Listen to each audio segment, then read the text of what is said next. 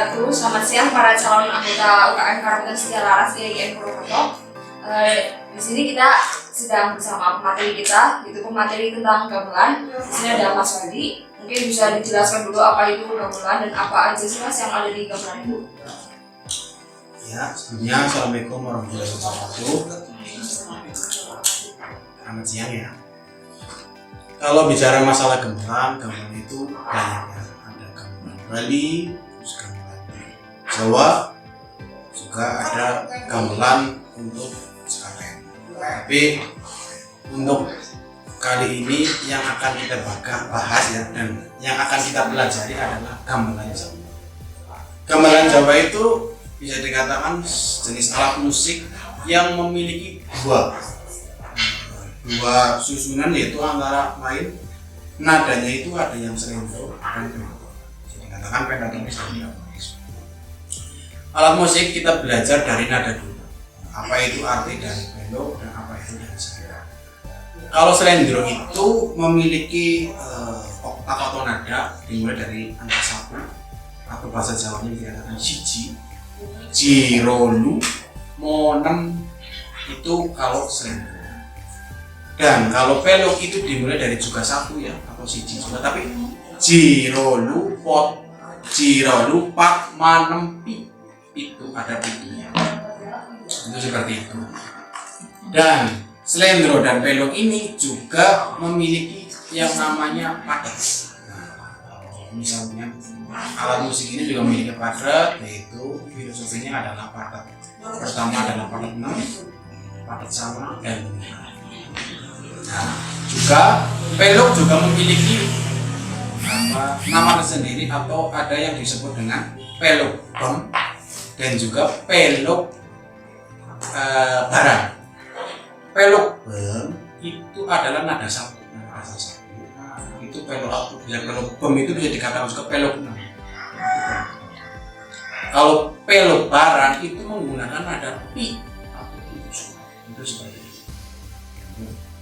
Definisi dari dasar untuk kita mengenal ada musik itu nanti tidak bingung ada pelok dan selendro. Kalau perbedaannya, selendro itu tidak ada 4-nya, tapi kalau pelok ada 4-nya.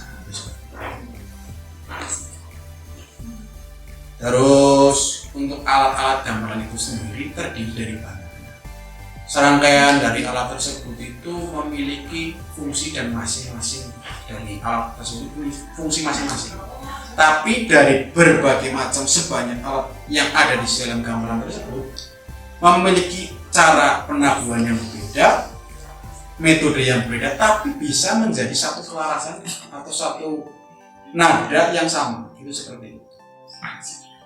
Dari apakah dijelaskan satu persatunya? Yang pertama bisa dikatakan kita mulai dari alat musik itu ada konang, ada gonang baru, ada gonang penuh. Kemudian terdiri dari kenong. Kenong itu bentuknya besar ya, nanti bisa dijelaskan, nanti ada gambarnya apa nanti saya tunjukkan. Kenong, gong itu terdiri dari gong besar dan kempul. Itu gong. Terus ketruk, selendem, gender, rebab, siter, gambang, terus peking, terus ada dengung, saron, dan juga ada namanya saron penerus. Itu semua memiliki fungsi dan cara menabuh yang berbeda-beda. Filosofi dari masing-masing gamelan itu ada apa? Semua gamelan itu ada filosofinya masing-masing. Jadi yang namanya orang menabuh gamelan itu kan musik hati. Seni itu kan Tuhan nurani. Jadi setiap menabuh gamelan itu nanti ya kalau sudah tahapnya belajar kemudian menjiwai, itu apa yang kita tabuh, kita pukul itu, misalnya kita menabuh sarung atau apa, itu sesuai dengan hati. Kalau hati sedang bersih dan gembira, insya Allah hasil yang kita tabuh itu maksimal. itu mempengaruhi seperti itu. Dan juga misalkan itu semuanya kendang, utama itu kendang adalah bisa dikatakan nakoda ya, untuk mengatur kecepatan, tempo, memberhentikan, memulai, itu semua ada di kendang. Yang kayak ini. Terus kalau fungsi dari setiap gamelan itu fungsinya luas ya, apalagi di masa yang modern seperti ini. Sebenarnya dulu itu gamelan kan hanya untuk bisa dikatakan untuk mengiringi pergerakan wayang kulit, ketoprak, ludruk, bahkan tari Farang Jembrang Kecampur Sari, bahkan musik orkestra ataupun musik-musik modern itu bisa, karena gamelan itu sebenarnya musik yang komplit. Kemudian apa? Mereka itu memiliki dua, yaitu tadi frekuensi, dan sebenarnya itu bisa ini tidak digabungkan akan menjadi nada do re mi fa sol la si do, akhirnya jadi gabungan menjadi musik modern. Musik sangat komplit. Lagu apapun,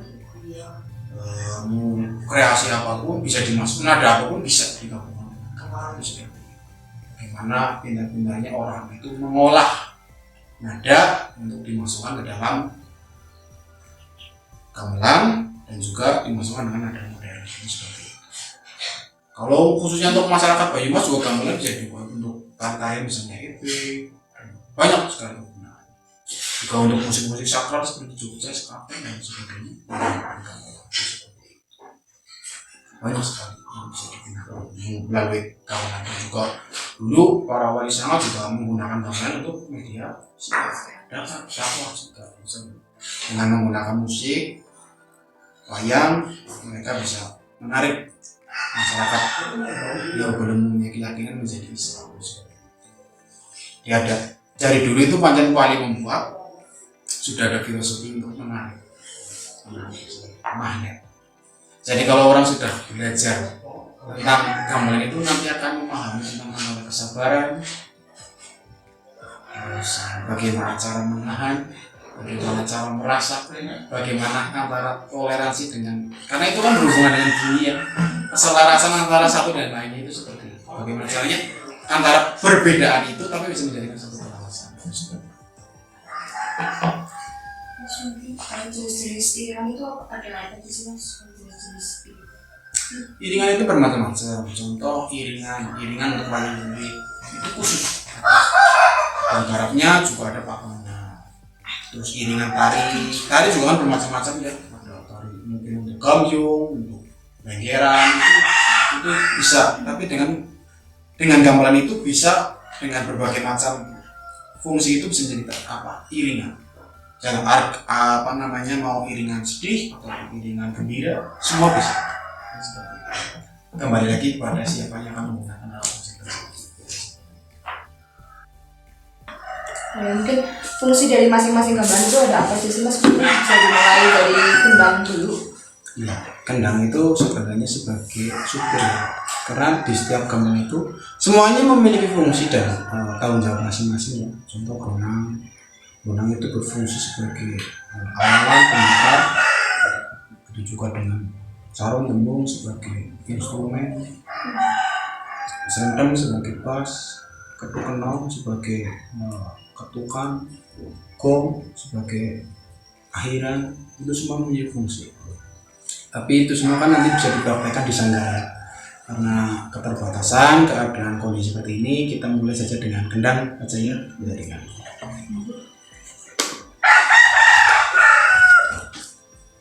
ini bisa dikatakan ini namanya kendang. Kendang ini juga dibagi berbagai macam. Nanti kendang tidak hanya satu. Ini kebetulan yang di hadapan saya ini namanya kendang ciblon. Kendang ciblon ini berfungsi untuk yang biasanya untuk ladang, lancaran, nanti juga ada namanya ketipung ladang, kendang bom besar, dan juga ada namanya kendang sabet. Itu kendang sabet Solo itu fungsinya untuk pegelaran wayang. Juga ada kendang model lagi tambahan ada kendang jawa. Nah, fungsi daripada kendang, ini sebagai contoh saja.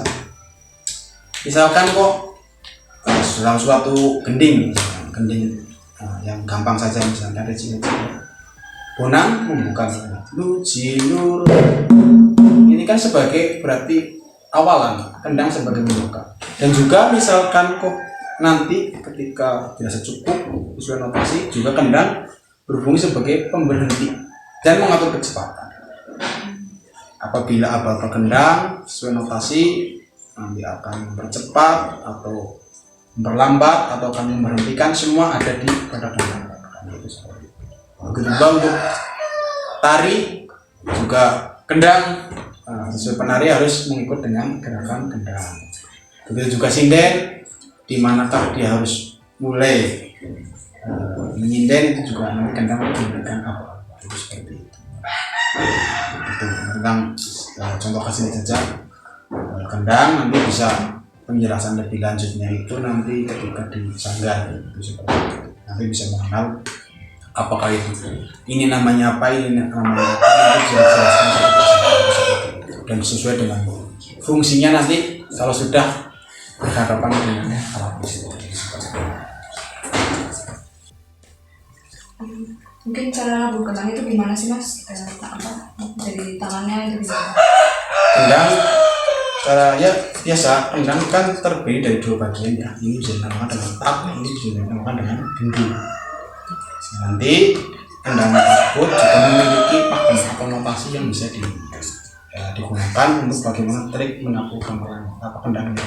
Tapi ini sebagian contoh kecil saja ya, misalkan ini tak ya, nanti bisa digabungkan.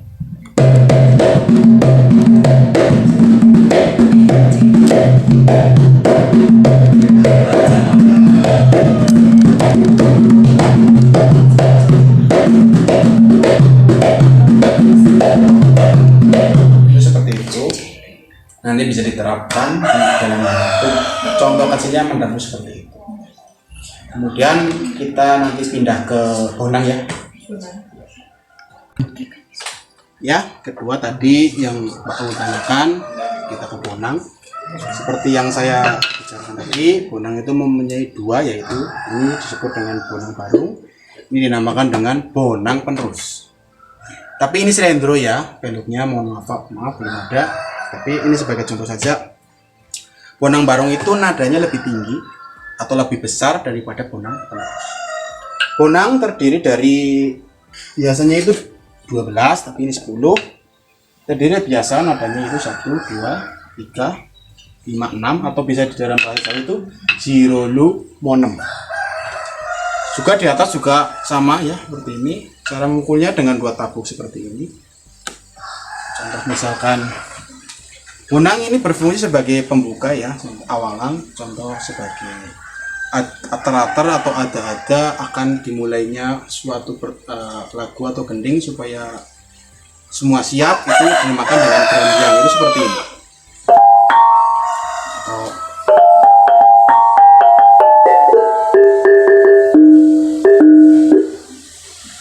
Itu sebagai ada-ada atau tanda bahwa semua itu siap akan mengadakan atau siap akan dilakukan sebuah lagu ataupun gending. Juga pembuka, contoh sebagai contoh kecil-kecil ya.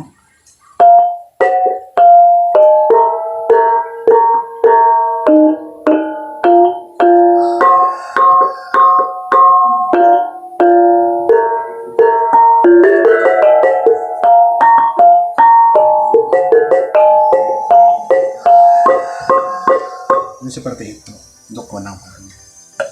Nah untuk bonang penerus ya, nanti apa yang ditabuh oleh bonang barung akan diteruskan oleh bonang penerus. Contoh seperti tadi ya, misalkan bonang ini menabuh 6, juga sini 6, tapi dengan teknik yang berbeda, yaitu kalau sini itu menabuh 6 sekali seperti ini, sini akan menjadi 2 kali.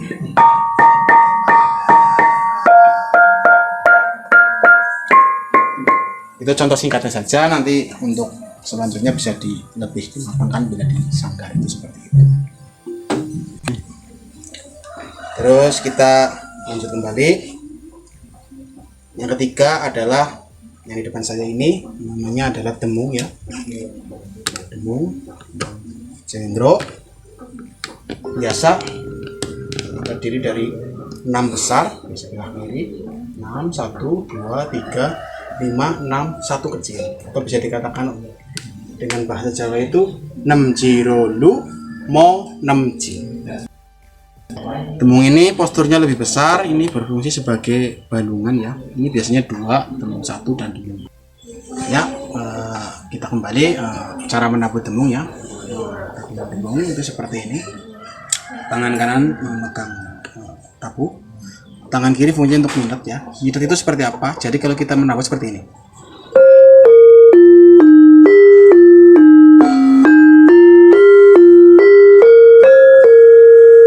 Nyaringnya suara itu tergantung daripada pidetan ya. Kalau tidak dipidet ini bunyinya seperti ini. Akan menggema dan tidak menghasilkan suara yang bagus. Itu seperti itu. Teknik menabuh dasarnya itu seperti itu. Untuk demung, penjelasan singkat saja ya. Saron ini fungsinya sebagai instrumen ya, sama. Cara menabuhnya sama, tabuhnya ya sama tapi lebih kecil. Caranya juga sama, dipidet supaya bisa menghasilkan suara hasil yang bagus. Hasil yang bagus bagaimana cara pemidetnya itu? Ketika kita mukul, setelahnya menukul kita mukul ini kita pidet seperti ini, akan menghasilkan. Contoh ya.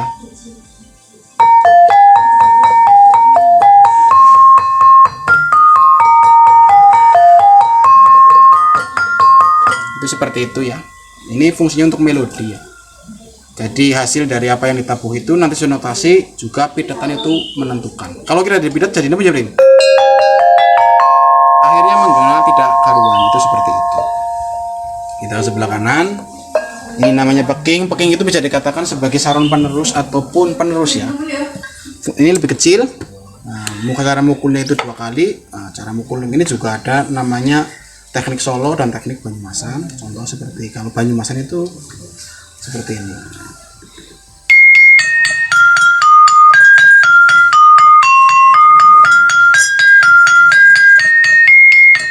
Itu seperti itu. Dan juga harus menggunakan pidetan seperti itu.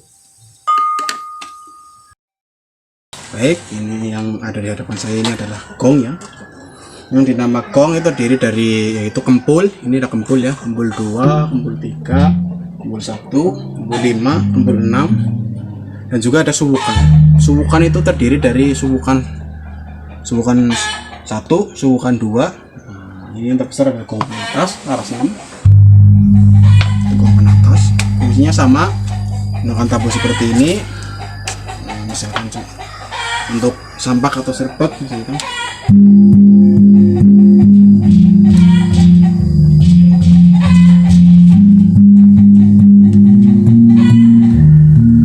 Itu contoh untuk penabuhannya. Juga pemidetan juga harus dilakukan supaya hasilnya lebih maksimal. Itu seperti itu. Penjelasan lebih lanjut nanti kalau ada langsung disanggar dengan materi. Ini pengenalan saja. Ini yang dinamakan kenong ya. Ini yang dinamakan ketuk, tapi ini slendro saja ya untuk pengenalan. Ini ketuk. Ini kenong laras 6, 5, 3, 2, 1. Dan cara nabuh kenong itu bermacam-macam ya, karena ada nanti kenongan ladrang, kenongan ketawang, lancaran dan sirpet.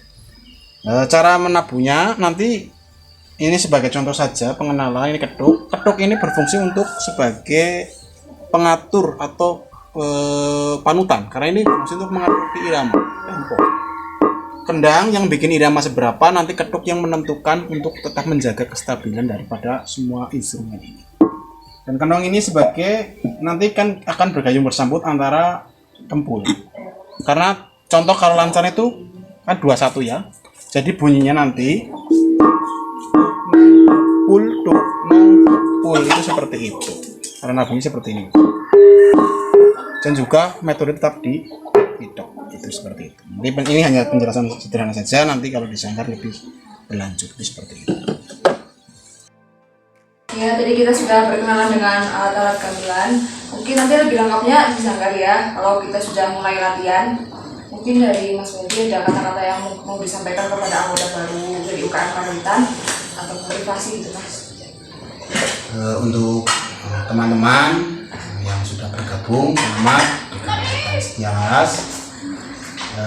Selamat dan terus kembangkan. Karena apa? Budaya kita ini harus kita kembangkan. Kalau bukan kita lagi, generasi penerus siapa lagi? Nah, ini adalah musik adiluhung, di mana di musik ini adalah rasa ditentukan. Rasa ditentukan karena apa? Yang namanya nabuh gamelan itu adalah apabila hati seseorang itu bersih, insya Allah hasil yang dihasilkan juga bersih. Ini luar biasanya gamelan itu seperti itu. Dari sekian banyak alat yang ditabuh berbeda-beda, tapi akan menghasilkan suatu instrumen yang luar biasa di situ. Karena gamelan termasuk instrumen terlengkap nomor 2 di dunia. Dan juga di gamelan ini, dimana kita akan belajar yaitu kesabaran, rasa, toleransi, dan tanggung jawab. Tanggung jawab artinya apa? Apapun yang ada di depan kita yang kita tabuh, kita bertanggung jawab penuh atas apa yang kita tabuh. Jadi tidak bergantung dengan orang lain. Karena walaupun alat itu sama, tapi cara nabuhnya beda dan akan menghasilkan rasa yang berbeda. Itu seperti itu. Apabila kita menabuh tidak menggunakan rasa, mungkin pernah ada suatu video mengatakan seperti ini. Orang luar negeri bermain gamelan pintar, mereka pintar kalau berbicara dengan otak pintar. Tapi keunggulannya orang Jawa apa? Orang Jawa itu menggunakan rasa. Orang luar negeri nabuh gamelan orang biasa. Nah, pokoknya bisa duit rasa. Ini kayak gitu. Semakin rasanya daerah kepenak, senang, gandrung, insya Allah lebih apik golek kita latihan gamelan. Dan semakin wong kowe seneng gamelan, mesti dua sifat lemah lembut, anda pasor adiluhung. Itu seperti itu. Semangat, maju terus karantan setelah hasilnya. Ya mungkin materi untuk gamelan hanya sampai sini dulu. Terima kasih bagi kalian yang sudah menyaksikan. Semoga yang kita dapatkan hari ini sangat-sangat bermanfaat untuk kita semua. Wassalamualaikum warahmatullahi wabarakatuh. Waalaikumsalam.